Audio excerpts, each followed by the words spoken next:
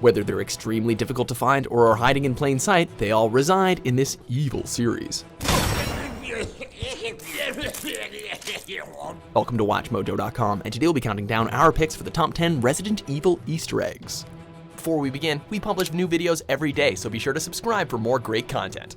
For this list, we'll be taking a look at all the Resident Evil secrets that caught us by surprise. Some are funny, some are peculiar, and others act as throwbacks to either earlier titles in both the Resident Evil series and Capcom's library of games as a whole. The satellite scan isn't showing anything out of the ordinary, but regardless, you should expect the unexpected. Number 10, Shinji Mikami's message, Resident Evil.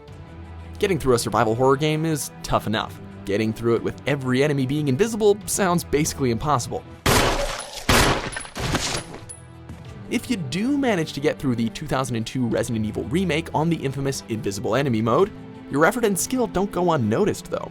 There's a rewarding message at the completion screen left by the master and director himself, Shinji Mikami. He commends you on your performance and thanks you for putting the time and effort into the game. Go and pat yourself on the back, kiddo. You deserve it.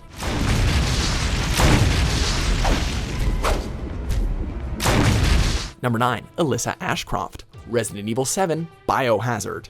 No. The city's gone. Remember Alyssa Ashcroft?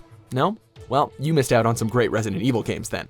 The Outbreak series is criminally underrated, and we're still hoping we'll get a remaster version sometime in the future. One of the featured playable characters was a reporter by the name of Alyssa Ashcroft, and it looks like she survived the Raccoon City outbreak. In Resident Evil 7, you can find a newspaper that has a headline referencing the events currently transpiring in the Baker family home, and the story is written by journalist Alyssa Ashcroft herself. As a newspaper reporter, I had been involved with bizarre cases before.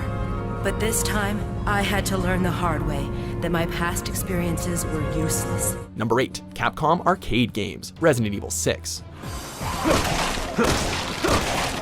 There's nothing quite like seeing video games within other video games, and Capcom seems to have perfected the art of self-references. In the Mercenaries game mode in Resident Evil 6, there's a Capcom arcade in the Urban Chaos map, and it features a ton of Capcom's retro games. On show are titles like Sun and Star Gladiator. While you can't really play any of these titles, it is still a cool insight into the library from back in the day. Also, Ghosts and Goblins is hard enough without zombies interrupting you. Number 7, Ghost Sightings, Resident Evil 7, Beginning Hour. You stick with me. Before Resident Evil 7 was released, players had a lengthy demo that hinted at the mystery that would unfold in the main game. You see, fans were divided due to the first-person perspective and seemingly more supernatural elements. Well, when a freaking ghost flashes before your eyes in a dark plantation, who could argue with them, right? Well, the main game remained faithful to the mythos established in the Resident Evil universe, so apparently the ghosts in the demo were just thrown in there to scare the bejesus out of you. Where is he? Unbelievable. Number 6, The Playground, Resident Evil 6. Despite some good set pieces and action sequences, Resident Evil 6 failed to deliver on the suspense, mystery, and survival horror that fans had come to love in the earlier entries, and some say that this playground scene was the nail in the coffin.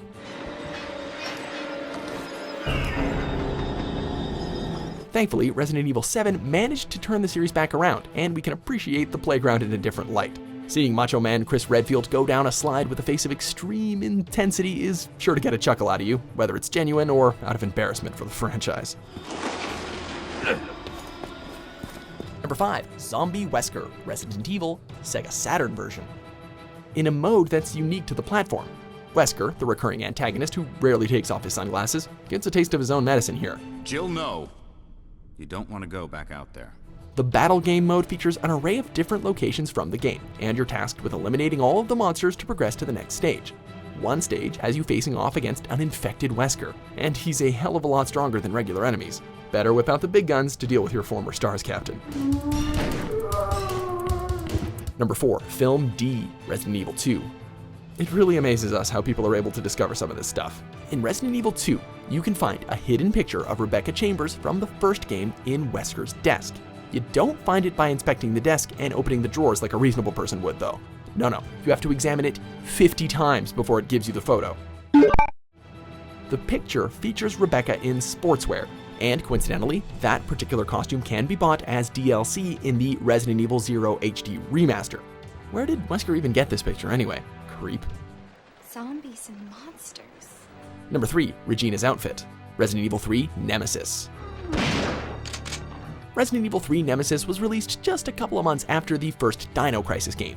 If you finished Dino Crisis and still wanted more of it, you could at least have Jill wearing Regina's costume. Still need to figure out what happened here.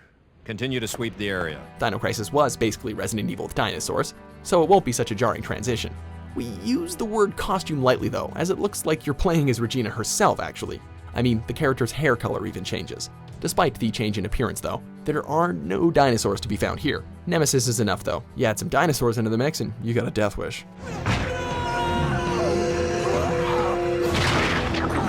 Number 2, classic camera angles. Resident Evil 5, Lost in Nightmares. Static camera angles were employed masterfully in the early Resident Evil titles. They invoked a sense of dread and fear of the unknown, as you couldn't quite know what lurked around the corner or behind you. So they always kept you on your toes. Despite Resident Evil 4 being a masterpiece, it took some fans a while to adjust to the new direction of the series, or the new direction they were looking. The Lost in Nightmares DLC featured a hidden Easter egg that addressed that by allowing players to activate a static camera for their character. How do you activate it? Oh, it's super straightforward, really. You just talk to the front door until it responds with a question mark. I guess I am getting older. Number 1, shooting the camera, Resident Evil 2. Thanks to the fixed camera angles, you're gonna be firing off a few rounds every now and then towards the direction of the camera in order to stop the monsters. If you're positioned in the right area and aiming directly at the camera with a shotgun equipped, shells seemingly crack the screen when you fire. The screen stays broken for a split second, so if you want to see it again, you're gonna have to waste some ammo. Either you stockpiled your ammo for your inevitable fight with Birkin, or you endlessly shot at the screen to see this Easter egg. The choice is yours. Do you agree with our picks? Check out these other great clips from WatchMojo and subscribe for new videos every day.